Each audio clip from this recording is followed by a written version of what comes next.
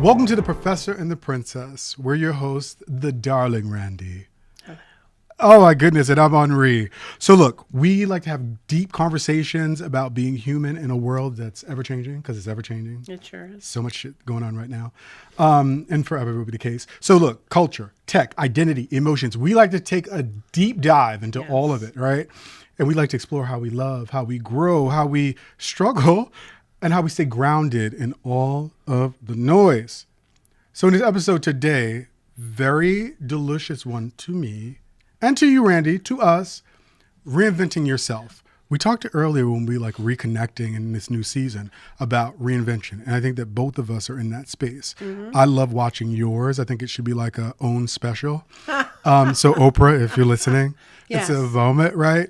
And you originally when we talked about this episode, we were talking about, you came up with this reinventing yourself at 60, right? Your title. And then it bloomed into, well, whoa, is there opportunities for us to talk about reinventing across the board? Right. Again, there's a great market for reinventing self. I think having conversations about the deeper meaning, because sometimes you have no other choice but to reinvent yourself. Sometimes it's opportunity, right? An opportunity comes about and it's like, okay, am I going to walk through life the way I did before?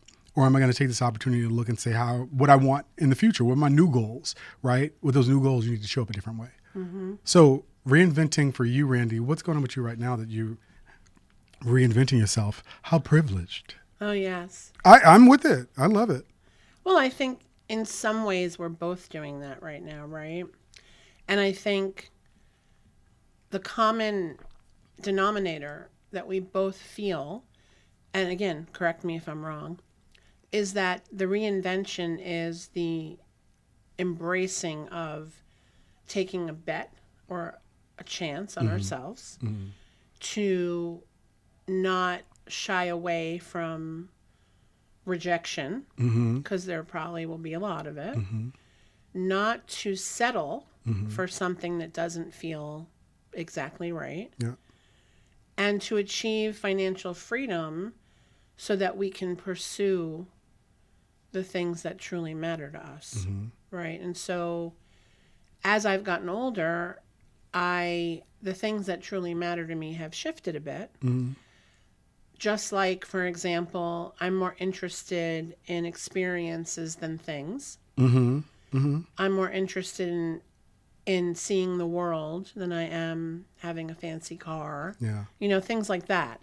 So part of that reinvention is reevaluating what my priorities are, reevaluating the kind of lifestyle that I want to live. And then, because I do believe this is true, what I want my contribution to the greater good to be, right? So I think a lot about the word legacy when I think about getting older. And I think it's probably very common as you age, because you start to see you don't have this unlimited amount of time anymore, right?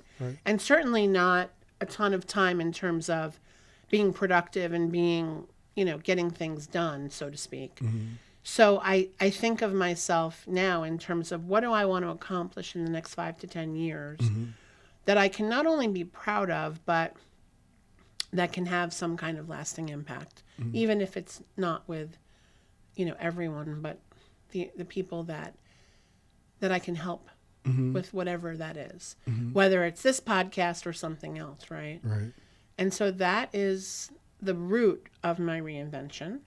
And then all the little sprouts that come from that are all the different things that I'm trying to make happen to bring that to life. Does that make sense? It totally makes sense in so many ways. I mean, I think about it from our perspective. I think my reinvention may be like boring to others, because I do feel like it's a very personal aesthetic reinvention in many ways. And not that and when I say aesthetic, meaning like psychological, it's just like how I'm thinking about moving the world in the world or through the world very differently. Whereas I did have all these visions and dreams, and I do visions and dreams of what my life would be like. But I got caught up with corporate and growing and being successful and being that thing. And now it's more about, like you said earlier, you gave the language to it, about betting on myself. So personally, that's kind of where it is, where I am with what my reinvention is, and also leaning into other opportunities that I may not have before, like truly being in a relationship and what that looks like, all the things. But the thing that really is cooking up in me when I think about reinvention is how many people are reinventing themselves and not realizing it's reinvention. Like I'm thinking about girlfriends who got a divorce, right? And made a decision to take that leap and leave that toxic, fucked up situation and then move into the new. And then they were showing up in their relationships, the future relationships after the marriage in a certain way. But then once they change how they show up in the world and who they want in their life and how they want to be a partner is different. And this is girls, guys, but I'm thinking about my girlfriends who are married because I have more girlfriends than not. I'm thinking about how people reinvent themselves in work, right? Like they kind of just in the work and they're like, okay, this is not working anymore. And if you want to move to another level, like you have to kind of reinvent who you are, or just take it down to something simple like parenting. Are parents reinventing themselves at different stages in their children's life? So I'm thinking about to make sure that reinvention is available to everyone is an important point, I think, when we're talking about reinvention. No, totally. And I think that we all have the opportunity to do that at any time. Yeah. Right? It doesn't have to be because I'm 60, I'm reinventing myself. It's just because the circumstances in my life have led me to this point. Right. You could reinvent yourself. A lot of people reinvent themselves when they go away to college. They shed the skin that they had in high school and they want to be a different type of person. Or when they enter the workforce, or like you said, when a job is no longer serving them. There's a million different times you can reinvent yourself. I think you just have to decide what it is that matters to you. I'm going to throw a monkey wrench in here, right? Go. Do you think that reinventing yourself is bullshit? No. Why? Or how could it be seen as complete bullshit? I don't know. You asked the question, so you tell me. That's a good thing. I love how she threw the mic back at me. Although I have my own mic. Although I'm saying because I'm not sure where it's coming from, so I'd love to hear more. The reason why I say that is because anytime, I don't know, I'm in a state after I did the TEDx talk about purpose, is this whole idea of what is classism.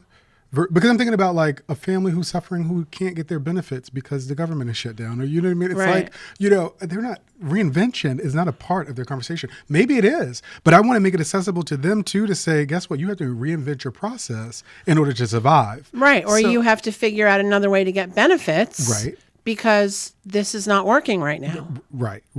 Which is kind of reinventing the mindset of how you're going to navigate this experience, right? I always like to bring these things from this very lofty space to make it accessible for folks. So I'm constantly asking the question, is this thing that we're talking about, that we're leaning into, is it for everyone? Is it optional, available for everyone? It's a good question when you put it that way, but at the end of the day, I still stick to my guns where I think it may not be available to everyone on the same level. Right. But you always have a choice. Yeah, that powerful. We all have a choice. Powerful. Whether or not we make the decision to take action is our choice. And we all have to be accountable for that. I'm not saying it's easy, and I'm not saying I'm not trying to make it trivialized. I just think you have to make a choice about what's important to you and how to change your course if that's what's necessary. Period. Because people I'm just thinking about, people will complain about things when they actually need to refocus or rethink or reimagine how they're moving through the world. So that's it. And it will come back to this whole idea of the beauty of the reinvention and kind of what that means, because there's a lot of value to the experience. I just do think about the diversity of reinvention, because folks will poo-poo it because they're just like, okay, I don't have time for that, right? Because it's not something I need to do because I can't afford it. It's a privilege or whatever the case may be. And it's not always. It's also accessible to folks who need to shift their life in certain ways in order to survive. But you hear the stories of like the single mom who has 3 kids and works as a waitress, but she gets online at night and puts herself through school so she can get the better job, so she can get the better opportunity, so she can get her kids into a better neighborhood and better schools. Like, I'm not saying it's easy, and who am I to say that that's something you can just do? Because of course it's hard, and it's really, really selfless to do that. But it's still something you can choose to do. Yeah. And that mom isn't asking for help. She's not blaming her situation on someone else. She's making a decision to reinvent herself so that she can show up differently in the world for her children and for the future. And I respect that. It's powerful. Right? I just think about myself as a creative, as a therapist, and a coach, right? And as a leader as well, this whole idea of giving folks a language to empower them. And I think that mother that you're talking about with the 3 kids, putting herself through school, et cetera, making ends meet, which I think is very powerful as well, is the image that she has of herself. Right. Persevering. The image that she has of herself, that is a part of reinvention, because you can see yourself as this person who's struggling, you can see yourself as a victim, et cetera. But if you reinvent and reimagine who you are and what you're actually capable of doing, you can achieve some great shit. Exactly. And I think accountability is the key word there. I think a lot of people who are on government assistance need it. And I think a lot of other people just don't want to be bothered. And so it's an expectation. Well, I can make more sitting home watching TV and smoking weed than I can working at McDonald's. So fuck it. I'm going to do that. There's no accountability. Yeah. If you are able-bodied and you are mentally well, go do something. You're still going to get the money, but go do something, because maybe it'll shift the way you see things. And this is not, I'm not trying to be political or judgy at all. I'm just saying that when there's no accountability, it takes away a person's ambition, motivation, and so on.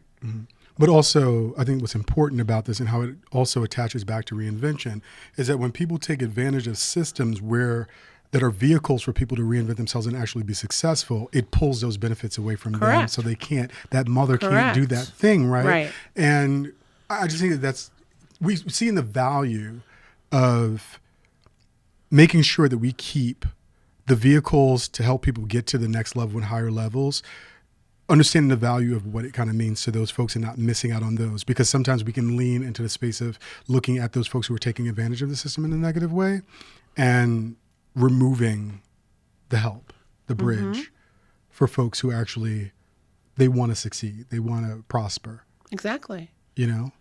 Yeah, I think that, again, I feel like you could look at it like this. Let's say our goal with this is to be the next #1 podcast in the world, right? Next to Jay Shetty and Mel Robbins. Right. But seriously, like that could be our goal, and that could be the focus of our reinvention. And somebody might say there's 20 million podcasts out there, and there's 20 million people listening to those, and said it to myself. The space is saturated, and nobody's going to listen to you. But if we don't go into this with that mindset of we can do this, then we're wasting our time and everybody else's. Yeah. So reinvention, not only does it have to be something that is intentional, but it has to come from a place of certainty. Like we're doing this because we believe in it, not because we're bored and it's a hobby. And I think in our previous iteration, not that we were bored and it's a hobby, but we didn't have the same intentionality. Very true. And the same focus. And I think that's part of the plan of one's reinvention is to be project managery about it, plot it out. Get it done. What are the milestones? What's the schedule? How is it going to work? What's the trajectory? Like, how do you get this kind of scheduled and put together so that you have the best chance for success versus having a pie in the sky dream and nothing to back it up. Right, because it's just an idea, right? When it's just that pie in the sky. But then, I mean, and I know we need to wrap it pretty soon, but it's really rich to talk about I think making reinvention, because I think it's so fabulous to be able to do that for yourself, wherever you are, whatever socioeconomic status, like just having that freedom, but also the resources to do that. And also in aligning with the intentionality that you talked about there, right? You have to be, I was listening to some theorists some weeks ago on YouTube, because I love a YouTube moment, where they were saying that you need to be a little bit delusional about certain Yes, that things. is true. You have to be delusional to an extent. To an extent, exactly, Right. because then it's just a delusion. But it also, you need to see it, visualize it, Right. see it, and like you said, do the work. The work is like super important. It's like 50%. And that's why when people envy or, have commentary